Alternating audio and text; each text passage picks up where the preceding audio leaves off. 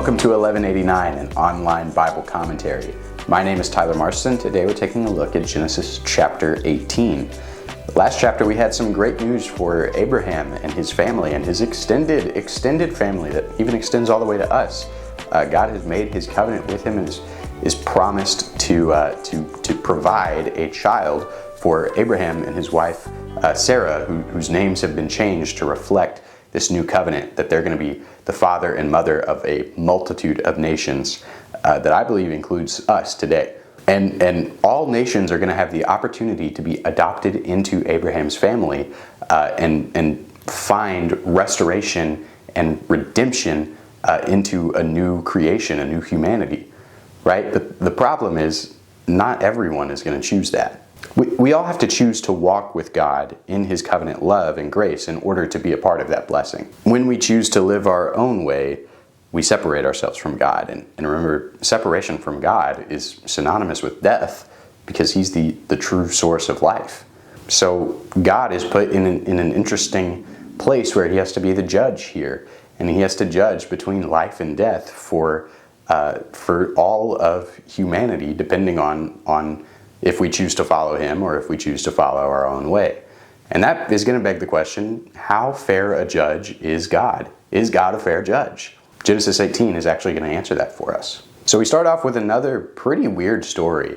God is going to appear to Abraham in the form of three men, three human people. And Abraham doesn't seem to recognize him at first. Now the Lord appeared to him, Abraham, by the oaks of Mamre while he was sitting in the tent door in the heat of the day. When he lifted up his eyes and looked, behold, three men were standing opposite him. And when he saw them, he ran from the tent door to meet them and bowed himself to the earth and said, "My Lord, if now I have found favor in your sight, please do not pass your servant by."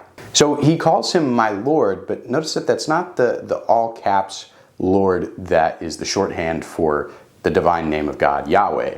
Right? That is just the regular word for Lord, which is Adonai. And also notice how invitational he is and how he approaches these three men. Later in the chapter, when he reveals himself to be God, Abraham is going to be a little bit more reserved and be a lot more humble when he's speaking to God. And so I don't think that Abraham recognizes that this is God at first.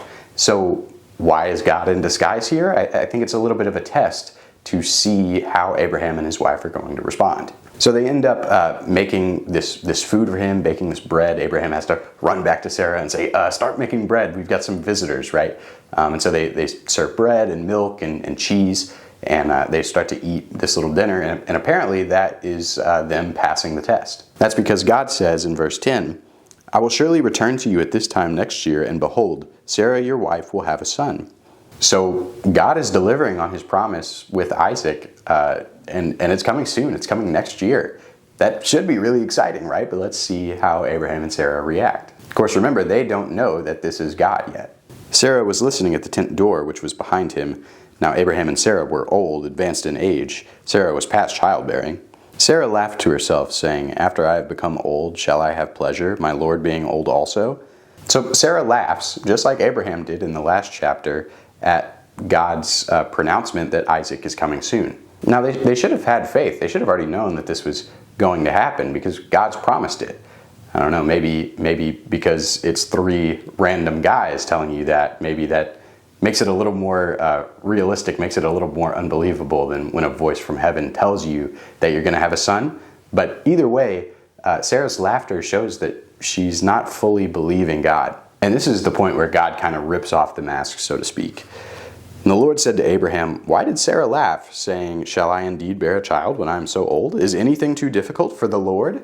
And that's the first time he uses in the conversation the word Yahweh. And he kind of rips off the mask, saying, "Sarah's back there in the tent, and I heard her laugh because I'm omniscient, because I am God." Right? So it's a little bit of a, whoa, shocker, you know?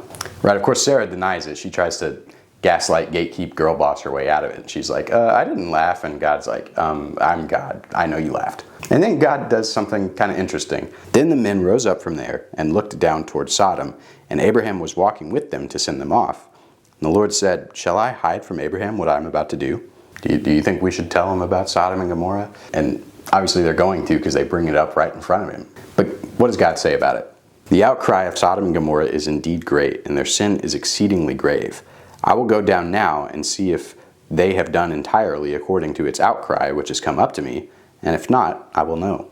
So that phrase, that the outcry is great, kind of refers back to Genesis 4, the Cain and Abel story, where God says that Abel's blood is crying out to him from the ground. And so this is implying that there is a lot of bloodshed in Sodom and Gomorrah, or at least there's been a lot of outcrying about bloodshed to the point that God has heard it and is going to investigate. And I think that God is bringing this up in front of Abraham to see if Abraham is bold enough to make him change his mind. Why would Abraham even try to do this? Well, remember, his beloved nephew Lot is in Sodom.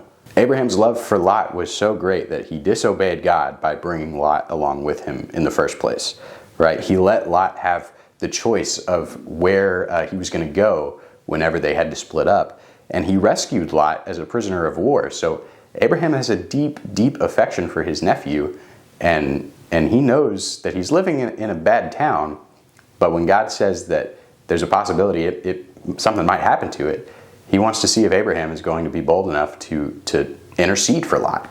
Verse 23, Abraham came near and said, "Will you indeed sweep away the righteous with the wicked? I mean, suppose there are 50 righteous people within the city. Will you sweep it away and not spare the place for the sake of the 50 righteous who are in it? Far be it from you to do such a thing, to slay the righteous with the wicked, so that the righteous and the wicked are treated alike. Far be it from you. Shall not the judge of all the earth deal justly?" So Abraham does intercede for his nephew and intercedes for all the righteous people of Sodom and Gomorrah. And it's on the basis that God is the judge of all the earth, and he's not going to sweep away the righteous with the wicked. He's a perfectly good judge, a perfectly righteous and just judge, and he has infinite power to make correct judgments all the time. So Abraham says, don't judge the righteous and the wicked in the same way. And Abraham says to God, you wouldn't destroy the city if there were 50 righteous people in it, would you? What does God say? The Lord said, "If I find in Sodom 50 righteous within the city, I will spare the whole place on their account." Abraham says, oh, really? I didn't really think you would say that. What about 45? God says, no, I would spare the city on account of 45. 40. Yeah, I would spare the city on account of 40. 30. Yeah. 20. Yeah. 10. Yeah, I would spare the city if there were 10 righteous people in Sodom and Gomorrah. Right? It's this really weird haggling, but God keeps going down and keeps going down, right? It seems to be that there's no end to it. And I think that's when Abraham kind of gets the point. God would spare the city even if there was one righteous person. It doesn't say that in the text, but I'm strongly convinced that that's true. God is a perfect judge. He has infinite power to make perfect judgments every single time he judges. He will not sweep away even one righteous person with the rest of the wicked. So in verse 33, God leaves Abraham, goes down to Sodom and Gomorrah to see if it's really that bad. And Abraham is just kind of left sitting there pondering everything that God has told him. So in Genesis chapter 18, we see God reminds Abraham and Sarah of the promise, and we see that some people will be excluded from that promise that Isaac and the Israelites are going to offer. But it's because God is just. He is the perfect judge of all the earth. He's even more fair than we sometimes think he is. It can be tempting to view God as mean and angry and vengeful, but those would be lies about God, just like Genesis chapter 3, just like the serpent. Really, us humans are far more guilty and sinful than we realize. And so God's perfect judgments might seem harsh to us, but it's because all of us have sin and all of us are wicked in our own ways. I think that's what this story is getting across here, but it's also important to remind ourselves that God is a perfect judge and he will not sweep away the righteous with the wicked. So next time we'll look at the story of Sodom and Gomorrah and see how far God's judgments go and how condemning they are for a population that's spiraled out of control.